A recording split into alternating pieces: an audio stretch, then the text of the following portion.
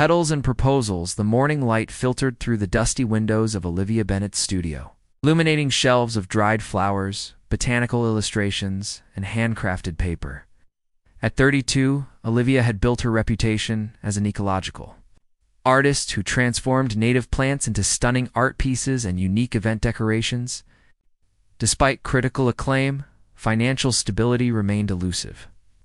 Another rejection, she sighed, tossing the email from a potential investor onto her cluttered desk. Her assistant, Theo, looked up from arranging pressed wildflowers. "They're idiots," he said simply. "Your work deserves better recognition." "Recognition doesn't pay rent," Olivia replied, checking her nearly empty business account. "We need a miracle, Theo." As if summoned by her words, the studio door chimed. A woman in a tailored cream suit entered, surveying the space with appreciative eyes. "You must be Olivia Bennett," she said, extending a manicured hand. "I'm Camille Donovan.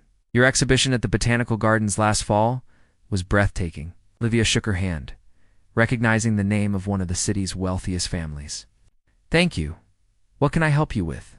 "I'm getting married next month at Rosewind Estate," Camille explained, "and I want something extraordinary. Not conventional flowers, something that tells a story, something sustainable and unique." She glanced at the pressed flower compositions. "In paper art installations?" "Something like this." Theo shot Olivia a meaningful look. This could be exactly what they needed. "The wedding is quite large," Camille continued, "but I'd like all elements to feel intimate and thoughtful. I've followed your work for some time. Would you consider creating the entire botanical experience for my wedding?" Olivia hesitated. "Typically do art installations, not traditional wedding decorations.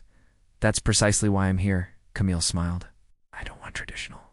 I want art." When Camille named her budget, Olivia nearly dropped her sketchbook. It was enough to clear her debts and fund her studio for another year. "I'll need to visit the venue," Olivia said, already envisioning what she could create. "Of course. Is meeting me there tomorrow?" He's been away on business, but he's equally enthusiastic about your work. Over the next week, Olivia immersed herself in designing for Rosewind Estate. She chose native plants that would thrive after the wedding, planning installations that would evolve with the seasons rather than die after a single day. When Theo asked about the groom, Olivia realized she knew nothing about him. Camille hardly mentions him. It's just that he travels extensively for work in environmental architecture. "Sounds perfect for you," Theo teased. "Remember when you wanted to date that sustainable building engineer?" Olivia threw a crumpled sketch at him. "Ancient history. I've sworn off relationships with people who put career before everything else." The day before the site visit, Olivia found an old box while searching for design references. Inside lay a pressed blue cornflower tied with twine and a faded photograph. Olivia at 22, laughing beside a dark-haired man with intense eyes, both wearing conservation volunteer t-shirts. She quickly closed the box. That part of her life and the promise they'd made under starlight belonged to the past. Tomorrow was about her future, as she prepared her portfolio for Camille. Olivia couldn't shake the feeling that something significant was about to change. She dismissed it as anticipation for the professional opportunity, unaware that the universe was about to collapse her past and present into one inevitable moment. Thorns of Recognition Rose Estate sprawled across 30 acres of meticulously preserved land, its gardens transitioning seamlessly from manicured lawns to wild meadows. Olivia arrived early, walking the grounds with her sketchbook, noting where native plants could be incorporated and which spaces called for her paper sculptures. "It's like this place was designed for your aesthetic," Theo commented, photographing potential installation points. "That's what makes me nervous," Olivia admitted. "It's too perfect. What if I can't live up to the setting?" "You always do this before big projects," Theo reminded her. "Remember the governor's environmental gala? You were convinced it would be a disaster. And instead, you've got 3 new commissions." Olivia nodded, trying to quell her anxiety. Camille should be here soon with her mysterious fiancé. They continued mapping the greenhouse area when Olivia heard a familiar laugh, one that had echoed in her dreams for years.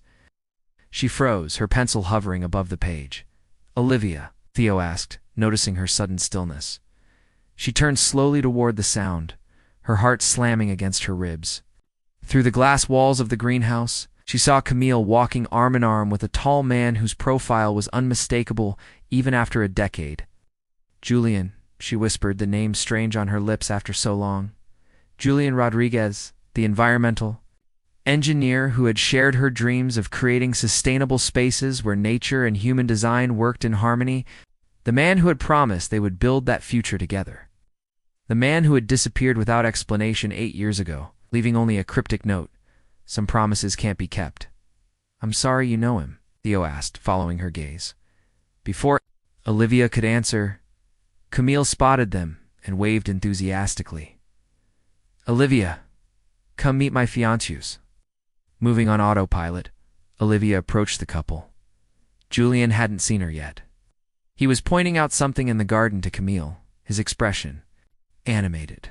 He looked different, more refined, with subtle silver at his temples, wearing an expensive watch that the Julian she knew would have considered wasteful. "Julian, this is Olivia Bennett, the botanical artist I've been raving about," Camille said. Proudly, Julian turned, his practiced smile freezing when their eyes met. The color drained from his face. "Olivia," he said, her name sounding like both a question and an apology. "You two know each other?" Camille looked between them, confusion evident. Olivia found her professional voice from somewhere deep inside. "We worked on some conservation projects together years ago." "Small world," Camille exclaimed, oblivious to the tension. "Julian's firm specializes in living buildings now." "Gosh, that's what brought him to my father's attention. His innovative approach to incorporating nature into architecture." Julian hadn't taken his eyes off Olivia. "Your work has evolved beautifully," he said quietly. "I recognized your style in Camille's portfolio immediately." "Did you?" Olivia's tone was cool. "How interesting that you didn't mention our acquaintance to your fiancé." Theo, sensing the undercurrents, tactfully suggested showing Camille the meadow location where Olivia planned to create an archway.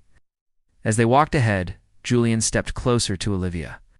"I didn't know you were the artist Camille hired," he said, his voice low and urgent.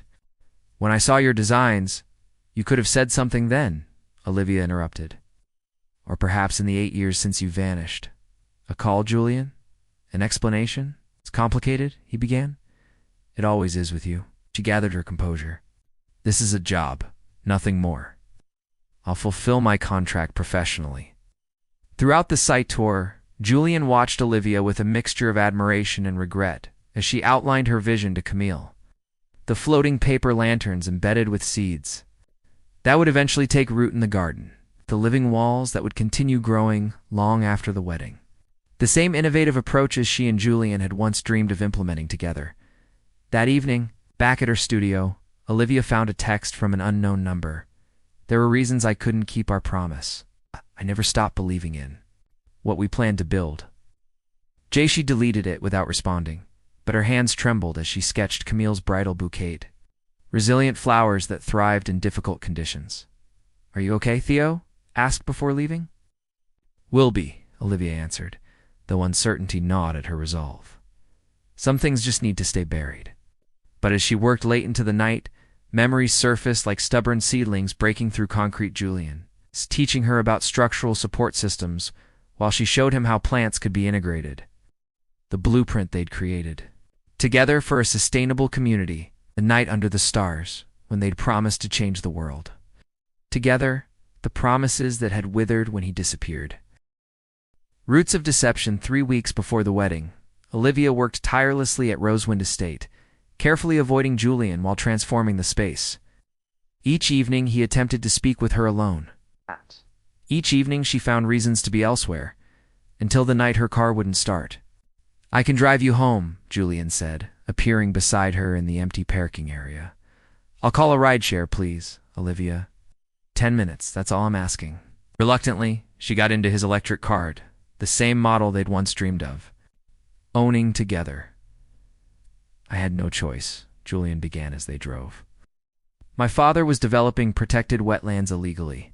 When I discovered the evidence, he threatened to ruin your career if I exposed him or left the company, so you just disappeared." Olivia's voice cracked. "I thought I was protecting you. Then my father died. I inherited the company and spent years undoing his damage and transforming it into what we'd envisioned. His knuckles whitened on the steering wheel.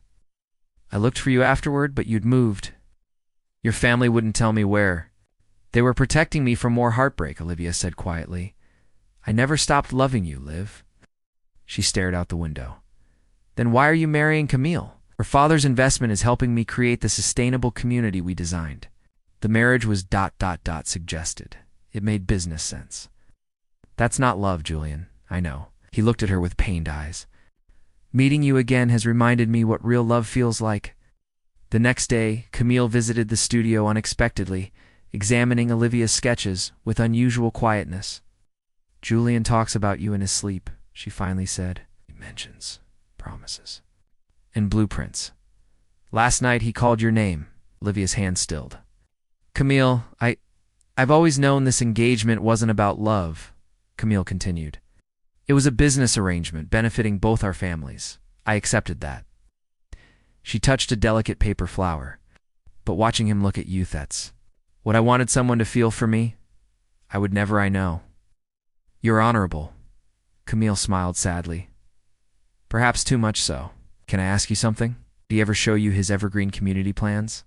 We designed those together 8 years ago." Camille nodded as if confirming a suspicion. "He's built his entire career fulfilling the vision you two created. Every sustainable project, every innovation, they're all based on what you dreamed. Together." As Camille left, Olivia realized the painful truth, while she tried to bury their shared dreams. Julian had spent years bringing them to life just without her by his side. Blooming truths the week before the wedding, chaos erupted. First, Julian confronted his future father-in-law about imposing the marriage as a condition for investment, and Camille announced to her stunned parents that she was withdrawing from the engagement. "I deserve more than a business arrangement," she told them firmly. When Julian came to the studio that evening, Olivia was finishing the last of the paper installations. "The wedding's off," he said simply. "I heard." She continued working, not meeting his eyes. "Camille deserves better." "So did you." Julian approached cautiously. "The Evergreen Community Project breaks ground next month. It's everything we planned. Live affordable housing with living walls, community gardens, renewable energy." "Congratulations," she said, her voice tight. "I didn't just keep our professional dreams alive," Julian continued. "Every decision I've made was to create the world we wanted to build together. But it means nothing without you." Olivia finally looked at him. 8 years, Julian. You let me believe you'd abandon everything we stood for." "I know." We held out a weathered piece of paper, their original sketch for the community. "I've carried this everywhere. It was never just about the buildings for me. It was about who I was creating them with." Olivia's carefully constructed walls began to crumble. "I need time." "I understand." He placed the sketch on her workbench. "All the investors are still committed, including Camille's father. The project continues with or without the wedding." After he left, Olivia unfolded the sketch. In the margins were notes she'd never seen ideas Julian had added over the years, each one referencing something they'd once discussed. At the bottom, in fresh ink, "The foundation is finally ready. Will you help me build it?" That night, Camille called. "I'm leaving for Paris tomorrow. My own dreams, not my family's. But before I go, don't punish him for trying to protect you. Don't punish yourself for still loving him." Olivia stared at the botanical ceiling installation she'd created, paper flowers blossoming from actual living vines. A perfect integration of temporary beauty and lasting growth, just like love required both immediate courage and long-term nurturing. The next morning, she visited the Evergreen community site, where Julian stood reviewing plans with his team. When he saw her, everything else seemed to fade away. "I brought something," Olivia said, unrolling a new design, her vision for expanding the community gardens. "If the offer to collaborate still stands." Julian's smile broke like dawn after the longest night. Seeds of Tomorrow. 2 years later, Olivia stood on the observation deck overlooking the completed first phase of Evergreen Community. What had once been abandoned industrial land now flourished with living buildings, their walls draped with native plants that changed with the seasons. Between the structures, community gardens teemed with residents, tending vegetables and medicinal herbs. Children played in natural playscapes, designed to teach ecological principles through interaction. "It's everything we imagined," Julian said, joining her at the railing, "and more." Olivia smiled, leaning against him. "Remember when we used to sketch these ideas on napkins? Everyone thought we were dreamers. We were. We still are." He pointed to the newest section under construction. "The Environmental Education Center is taking shape. Your living art installations are going to transform how people understand their connection to nature." Their relationship had rebuilt slowly, deliberately. Trust, once broken, required patient cultivation, like the most delicate of ecosystems. They had spent months working together professionally before allowing themselves to explore their personal connection again. Julian had proven his commitment, not with grand gestures, but with consistent presence, transparent communication, and unwavering support of Olivia's independent vision. "I got a letter from Camille today," Olivia said. "She's opened her sustainable fashion house in Paris, using your structural designs for her flagship store." Julian nodded appreciatively. "She deserves all her success. Without her courage to break our engagement, none of this might have happened." "She's coming for the community center opening next month," Olivia added, with her new partner, Elise. Day watched as Theo guided a group of residents through the process of creating seed, Olivia's technique that had evolved into a community-wide practice of embedding plantable art throughout the development. What had begun as wedding decorations had blossomed into a movement, with residents creating messages and art that would eventually grow into flowers and herbs. "Governor's office called," Julian mentioned casually. "They want to implement our integrated design approach statewide. Every new public building would incorporate living elements and community-centered sustainability." Olivia's eyes widened. "That's everything we talked about that night under the stars." "I know." Julian took her hand, where a ring fashioned from twisted silver, embedded with tiny air plants, now rested. Not a traditional engagement ring, but a living symbol of their commitment to grow together. Sometimes the longest detours lead us exactly where we were meant to be.